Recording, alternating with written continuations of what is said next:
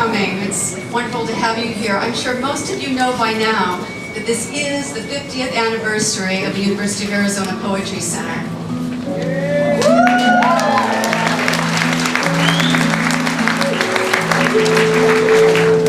Every month we're doing something a little special, and this month, October, we're celebrating our founder, the writer Ruth Stephan, and the poetry of the 1960s. We are so pleased and grateful that Gary Snyder is with us here tonight.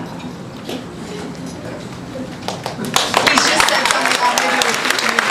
I'd like to say a brief word about Gary Snyder and time. So here we are in the postmodern Holocene, looking out 10,000 years in either direction in our Homo sapiens calendar, celebrating 50 years of the Poetry Center with the reading by Gary Snyder tonight.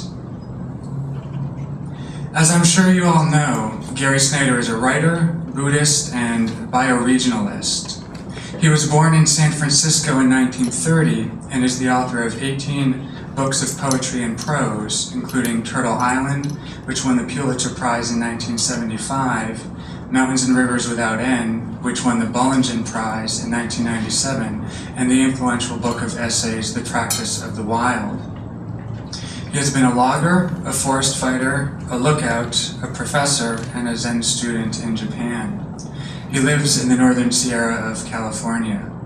Tonight he'll read his own work as well as reminisce about his friendship with the Poetry Center's founder, Ruth Stephan. On the University of Arizona campus. I gather that in some way, her launching that and her gifts of further support in books, stocks, land, whatever she gave to help support all of that, they bought another house to put her gifted library in. All of that helped together the energy and the focus, the direction that culminates tonight in us being here. It wouldn't probably have happened without her first launching it that way, and certainly without her devotion to the idea of poetry.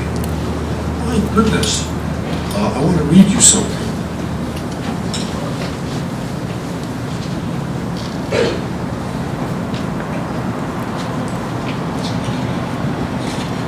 Which I went back upstairs over there in the library to copy down today because I was so taken with the optimism of it and in a sense the hopelessness of it.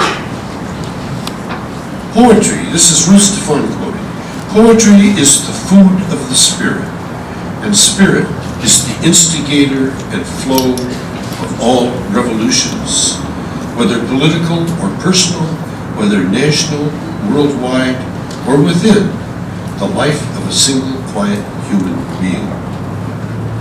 What a mission for poetry. I hope it's true. And I'll go on hoping it's true.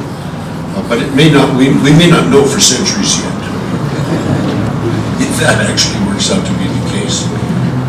In any event, we should continue as though it were true, which is just as good, and make it part of our thought that